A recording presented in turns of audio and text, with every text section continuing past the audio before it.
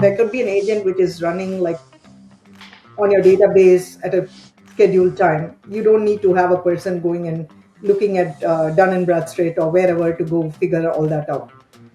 Now, I'm talking about when you think about enterprises, how do you know that you have the best process? I've been in companies where there's a 150 step process to Yeah. send out an email.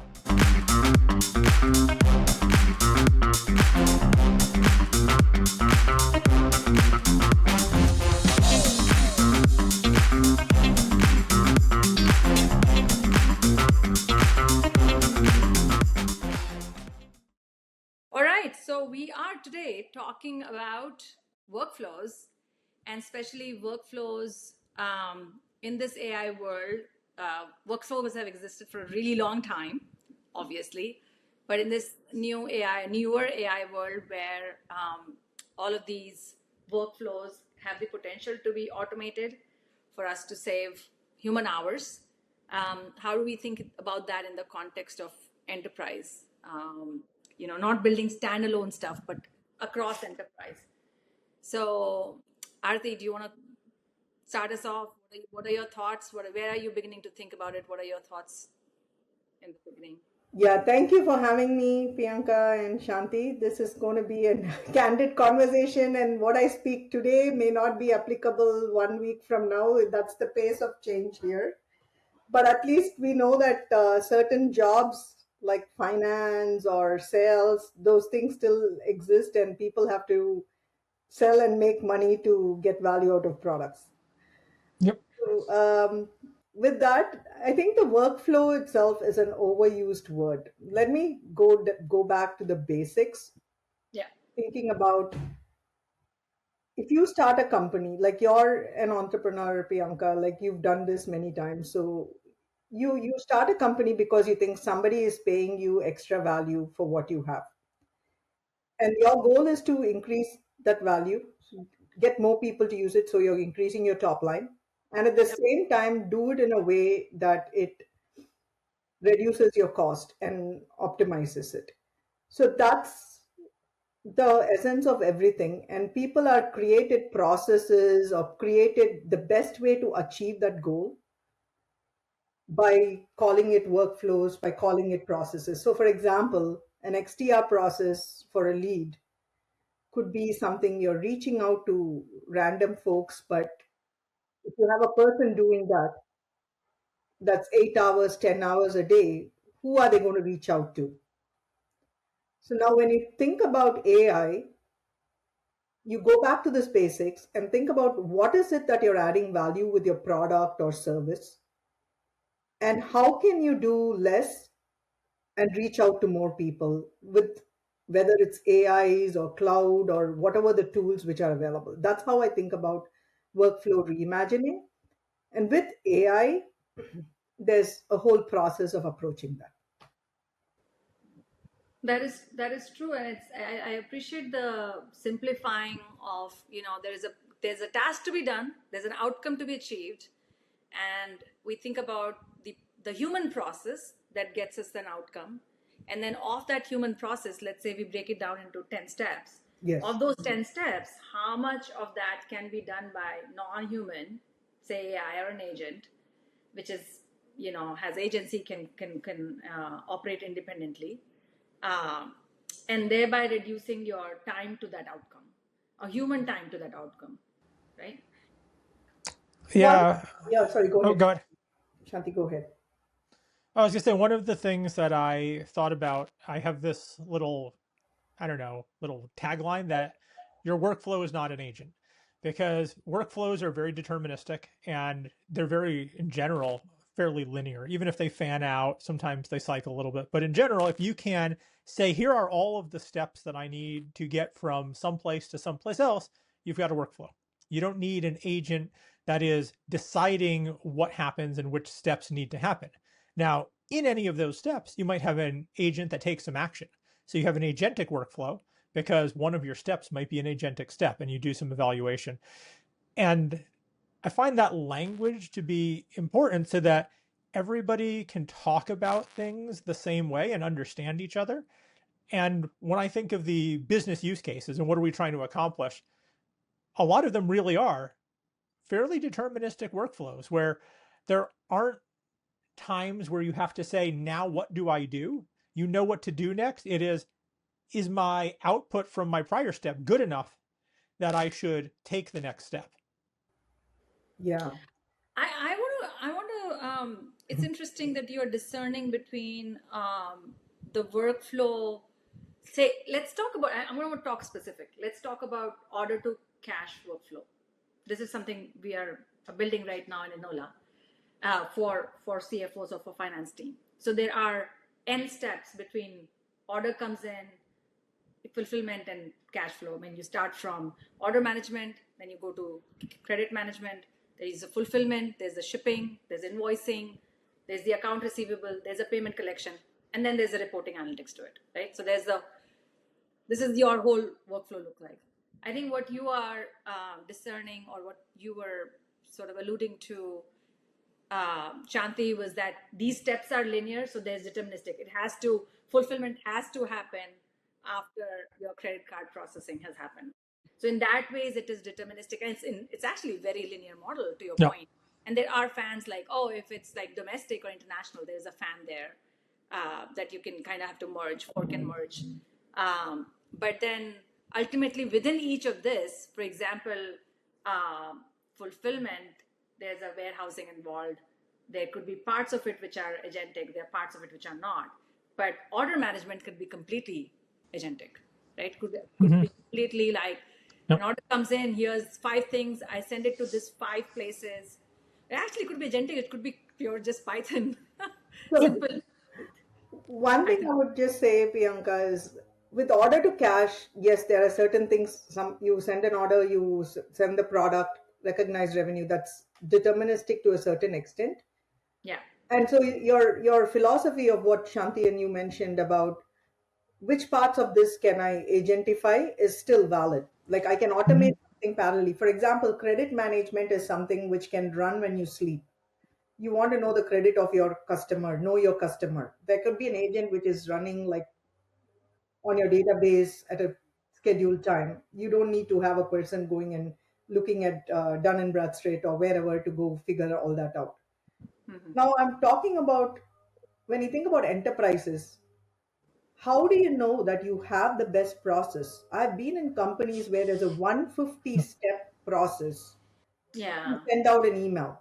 And Yeah. there was a very nice podcast with this open door CEO who really revamped the whole uh, housing, like revamped the company. And he said, I want to kill all the defaults. Like change, it's not change management, but changing defaults. So sometimes when it's a fixed flow and you know you've nailed the workflow optimization, Yeah. then you can think about the Lawler steps or the 7 steps, saying what's the problem space, where can I add agents, where can I automate it, and where can I have the recursive loop to improve Yeah, the. I think what you're saying is before you can actually automate a process, make sure that it's optimized. So optimize the process first, because just because you've done this Yeah. for 4 years this way doesn't mean it needs to be done this way. And I'll add the complexity. It's not just the process, because all of us in our room will come up with the same conclusion, and intelligent folks will come up with the right answer. But a process is associated with the person and emotions, and you need to work with that person. That's Yeah. where I think the majority, if you think about the pillars, the agentic AI technology is really advanced and you can jump in and learn it. But there's people in operations and then there's a business strategy. Yeah. Aarthi, I think one of the interesting points you make there around that we see a lot on the consulting side is we'll come in and we'll hear about a process that requires automation and we'll try to do these discovery workshops. And often what you learn is that the reason the process exists the way it does was something went wrong once before. Yes. And all of the steps that they took to get around that got baked in. But the circumstances that led to that going wrong once might be completely gone. They no longer apply, but nobody's ever removed them. Because a lot of times enterprises forget why they did a thing a certain way. Yeah. Yeah. but that got baked into their process. It got baked into the business Yeah. model. And this often happens when employees leave. Whoever built it had a reason and could justify it, but they left a year later. People are like, well, that's just how we do it. That's the process works. Nobody wants to touch it or break it. Yeah. Like, I worked at a company, it was a startup a few years ago, or I guess it was a decade ago now. And there were pieces of our billing process that ran every month manually that only existed because there had been a database drop that had happened at some point.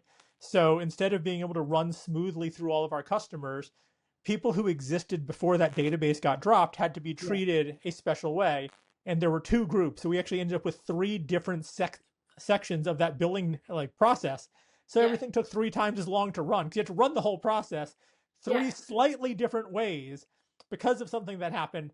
And if you didn't know why, you'd be like, whoa, we just need to get rid of all of this. Like, you can't, Yeah. though. And that's a very important point, Shanti, because that's why the market is seeing a dip in stock value, in my opinion, because they are not able to adapt to the speed in which a startup or somebody else can revamp the process. You're starting something new, like even a hiring, right? Yeah. Mm-hmm. You have an agent doing the first pre-screening. How many companies, like today, how many companies, even mid-size, can you go and say, no recruiters, let the agent do screening? You know, Because of the debt they have on existing workflow that is fairly complex. This is reminding me. I we once built a in our consulting practice at Airing. We once built a fraud. We once audited a fraud model, which okay. existed for this pretty significantly sized company, uh, and the fraud model had these loops and caveats, and like there was a machine learning model in the middle, which you would expect Mm-hmm. it, but then there were like these loops which are like, if this happens, then this happens, and there was this is a hairball which got Mm-hmm. created because I think, Shanti, to your point, something didn't work. They had a fraudulent event, and they had the model was not sufficient. So in order to catch it, they put a caveat. On machine learning model, they put some deterministic like lines of code, like Mm-hmm. if this happens to catch it. And lo and behold, 5 years later, it was a giant if then else on Mm-hmm. top of a machine learning model, and nobody knew when they got an output of certain kind. Why? Yep. Because it was. And so I think both of you, Shanti and Aarthi, what you're Yeah. saying is that what has worked before you can even bring in agentic or AI thought process to a workflow, before you can even think about automation, think about what are the necessary steps which Mm-hmm. are needed to get from point A to point B at this present moment, not 1 year ago. Sort of like redo the process, Yep. imagining that it's not dependent on a human. Redo the process and then build a system around it, agentic or not, right? Yes. Yeah. Piyanka, one of the things we like to tell our potential clients is that think about the business outcome you're trying to achieve. Yeah, Like, does getting to B even matter if the business outcome is at C? Like, we used to get to B because we needed to. Do we still need to do that? Or yeah, can we just work towards that outcome? We have new tools available to us. And sometimes you do. Sometimes it's a required middle step, and other times it's not. And you're like, let me just get to that outcome some other way. Yeah. yeah, Yeah. And yeah, the reality also, I think it's a very complicated, for the first time, it's not just very clear cut saying this is the only way to do it. And people's learning mindset and talent is also coming in. So this is where your self-motivated seekers, they are going and doing things and learning AI tools every day. The other folks are waiting for somebody to hand it to them saying, pass this certification, do this, and then we'll tell you how to reform the process or update the process. They are actually lagging behind, in my opinion. So I think if you think of it as multiple layers, and McKinsey has a good rewired framework. It's a multi-page, hundreds of pages of books where they talk about this stuff. But it talks about how you understand the problem, and then you address all these complexities in that, right? So the problem space and talent upskilling, so that you're not just doing random things. You're doing things with a purpose and organizing tiger teams who can go execute that. So that's, I mean, so for the first time, AI doesn't belong only to your chief technology officers. It belongs to everybody in the C-suite. That's kind of how I think about it. Or everybody, not even in the C suite, anybody who's executing a process can Yeah, start thinking about their own end exactly. out. I am actually interested also, and I don't know, Aarti, where you might have wanted to take this, but I'm also interested. Like, so you were talking about humans and upskilling of humans to be able to build these workflow where it doesn't need to be a technical person who's building the workflow. It can be a product manager who's building a workflow for their outcome, whatever, or Mhm. SDR, or somebody in sales building a process for SDRs to automate some of the process. Yeah. But how, and now we are look at OpenClaw or Hermes or whatever, like we were just, you it these are systems which can auto build for you, right? Like you give a starting A, you're building a Z, and you know it figures out how to get from A to Z, for example, right? Like it, or that at least is the promise, that it doesn't need you to be directed between for the in between steps. You give a starting point, you give an end point, and it'll figure out how to get there. Is that something? I know, Shanti, be you might be building along that line, but I'm wondering also, Aarthi, if you guys are building when you want to. One part that you talked about was the humans that need to be updated in their skills. What about just give it to systems to build it? Good point. So I would say that, and I would also like caveat this, right? Opinions here are my no, are my own and not of my current employer or former employers. It's just based on what I've seen, talking to various things, and what I've seen as an operator and investor. So one thing I would say is AI for my personal benefit, or everybody's using it to edit it, to create these things. Those are just your like calculators. You're using them to make your life easier. Everybody should be using it. Those are not those are not like replacing your thinking capabilities, but they are augmenting your thinking capabilities or doing giving you more time to focus on other things. The part where I'm delegating to a system completely, that trust is a it depends on what type of culture you have. If you're an AI native company where like a Claude code, they talk about it, Anthropic, they say all of the developers don't code. They start with only the chat and Claude code. I don't think other systems are there yet, because even they face like Anthropics and OpenAI face, for example, recently the security breaches. I Yeah, don't think the enterprise companies are ready to go through that security breaches. So they, even though the technology is there, yeah, you still have a human, but you're doing things, for example, from hiring, from go to market. You're combining the world knowledge for a candidate, for example, in hiring, you're combining their LinkedIn profiles, their Facebook profiles, along to with whatever candidate profile you have in house. So that part you couldn't do it before at that scale. So you're totally using these systems, but you're not letting it auto run because you don't trust the system completely. Same thing with the go to market. If you want to send an email to the customer, of course it can do it. It can do the action. But are you comfortable taking that additional step risk? So for the enterprise, I'm not. But every day morning, I want to like clean up my emails and say, this is something you need to respond to. This is, you don't have to do it. Organize it like a CEO. I use agents for that. So it depends on how comfortable you are with the responsibility. And something like Cowork has access to certain folders of mine where I let it run and help it prepare all the things that I need to do. But certain other folders are protected. So I do have a sense of overseeing, kind of like an intern, if you will, with the AI. Mhm. But I still am relying more and more. yeah. Shanti, how are you guys looking at it? Or how are you Yeah, looking? I mean, I think agents are most powerful when they're taking action. when they're actually going to complete the task for you. Yep. That comes with some inherent risks. So often you want to either come up with tasks that are easier to evaluate so that you can feel confident that, yes, this task worked well, we're okay with what's happening, or ones that are just low risk in general, where if the agent goes slightly awry, if it sends a bad output, you don't lose millions of dollars. But you do want to give your agents enough freedom and autonomy to actually go out and do the things. Otherwise, you become an agent babysitter.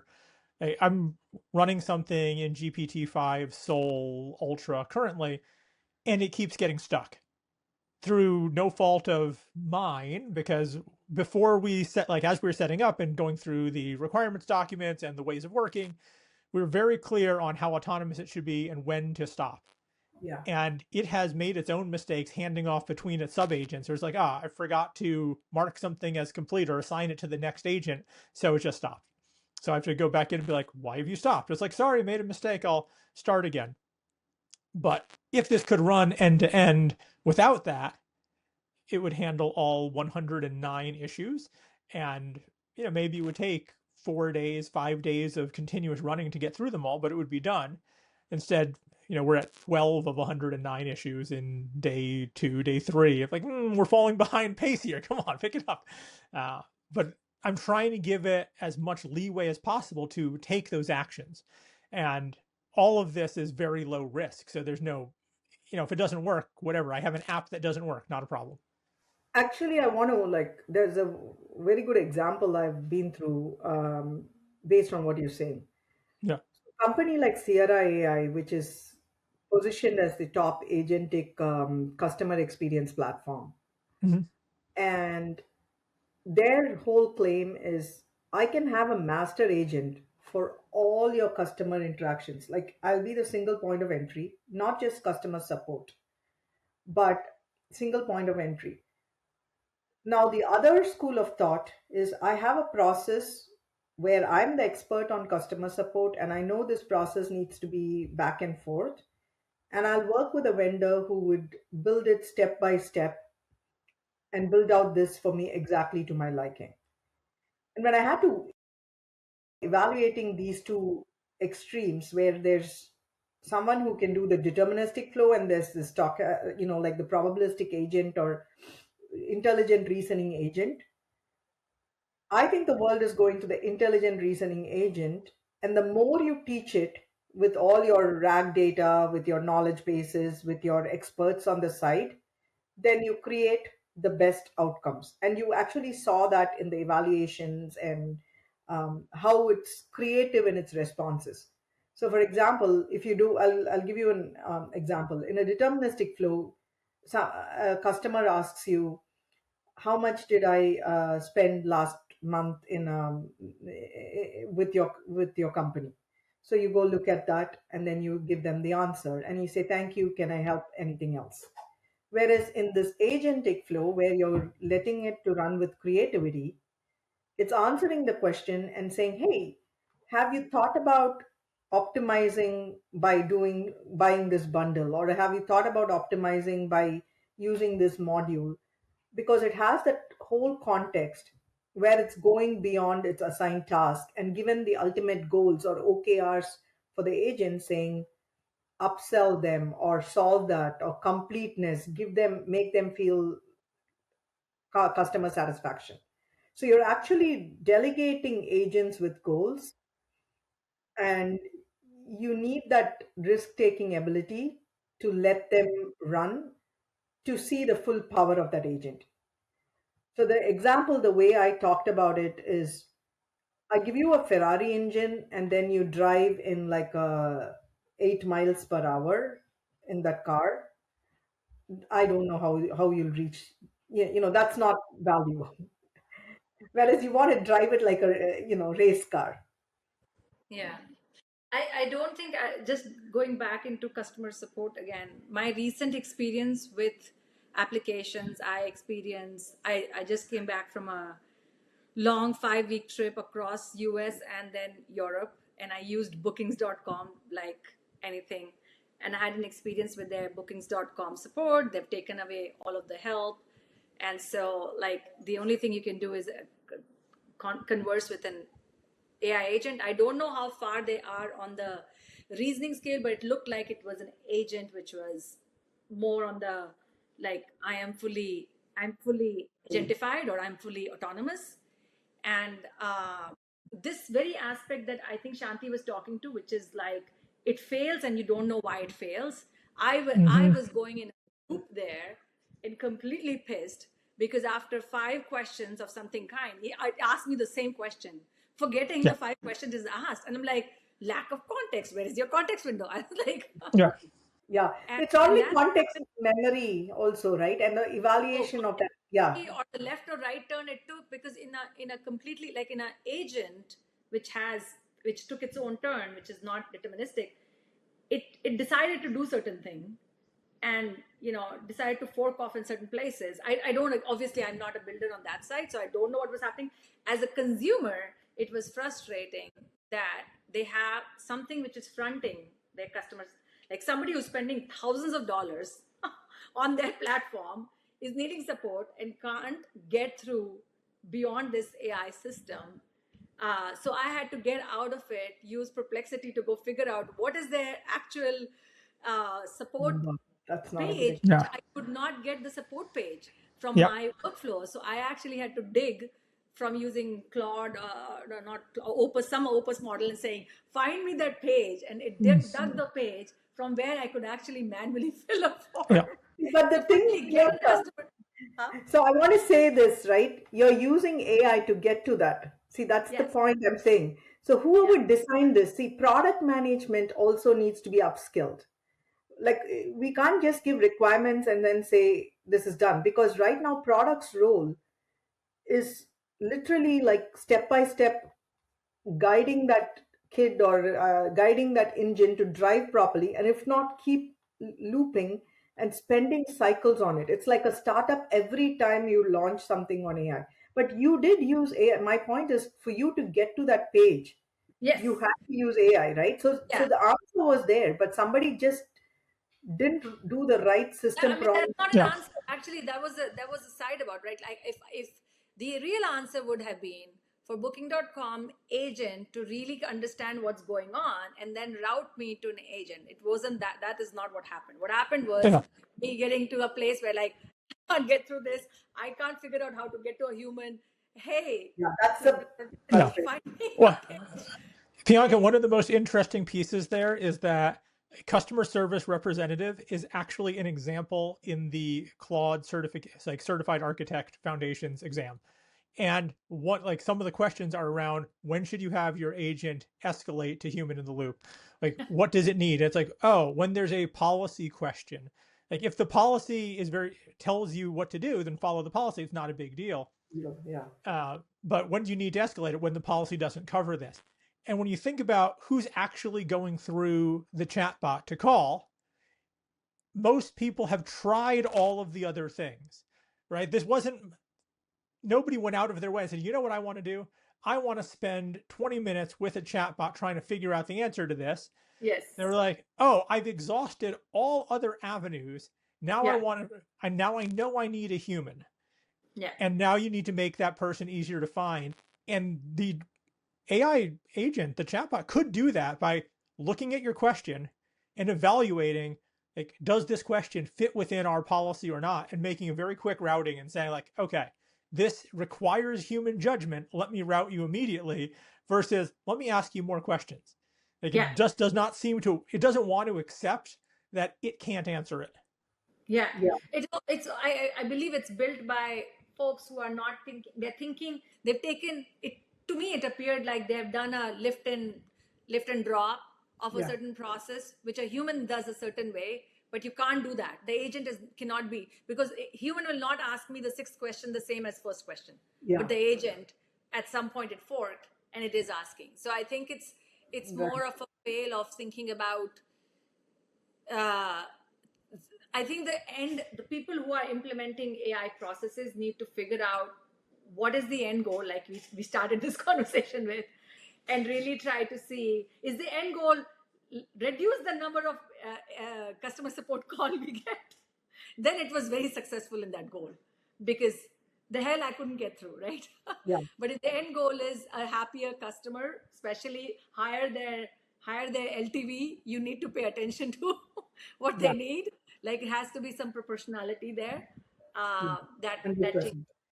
So let me ask each of you to cull this down, like 2-3 minutes. Put your thoughts together and share what do you want the audience to take away on reimagining and rethinking of workflow as you in an enterprise.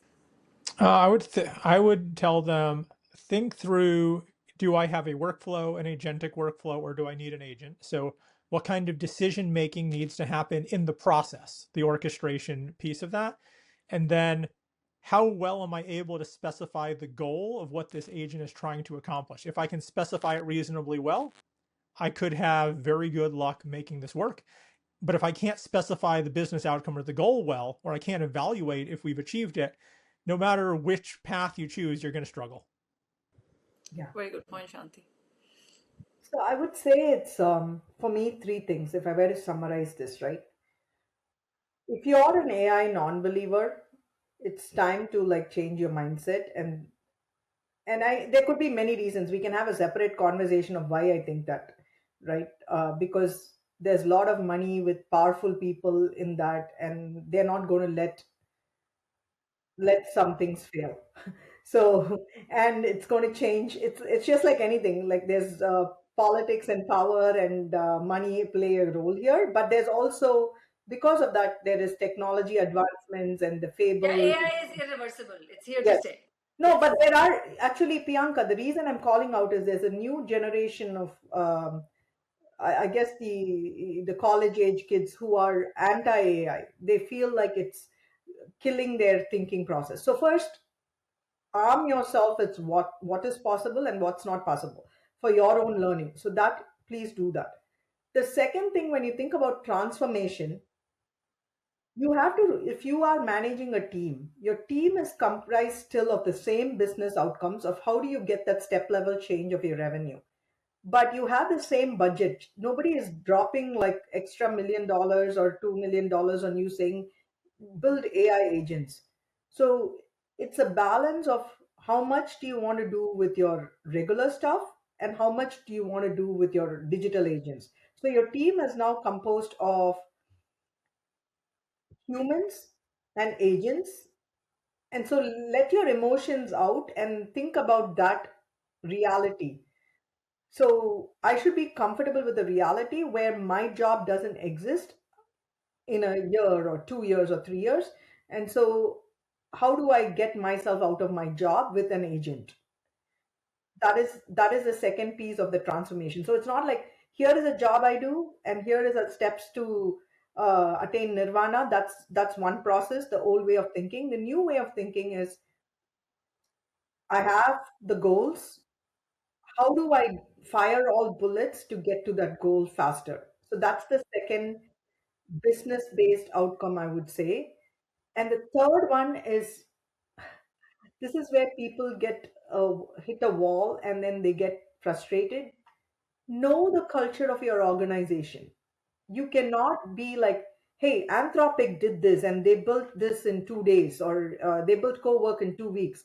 Let's go build this in our company in 2 weeks. Not going to happen. Your company doesn't have those policies. So be a realist and practical. So those are my three things. Learning doesn't stop. Yeah. Business outcomes with the budgeting and modifying your workflows of what is agent versus not doesn't, you have to do that. It's deep to the foundation fundamental. Think of yourself as a startup and do that for your org. And third one, be practical about the culture and who controls what it is, the stakeholders, and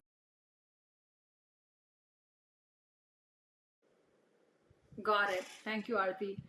I will say my top X is I'm still thinking about. I mean, we didn't talk about it much, but think about the data that goes as an input to your system. Find your top 2 or 3 use cases that you really want to automate. And then the question that Shanti, the discernment you had about deterministic, agentic, and so on is very, very important to begin with, to think about it first, not later during the course of building. And then ultimately, the process may need to be completely revamped. Humans don't work the same way as machines do or agents do. So thinking about really like a optimized process before we go into really building it would be my few thoughts on this. So great conversation, Shanti and Aarthi. I really enjoyed it. Hopefully, folks will enjoy it too. See you all Thank you. next time. Sounds good. See ya. Thanks for listening to Not Another AI Podcast. If you found this conversation useful, consider subscribing so you don't miss future episodes where we break down what's actually happening in AI market beyond the headlines. See you in the next episode.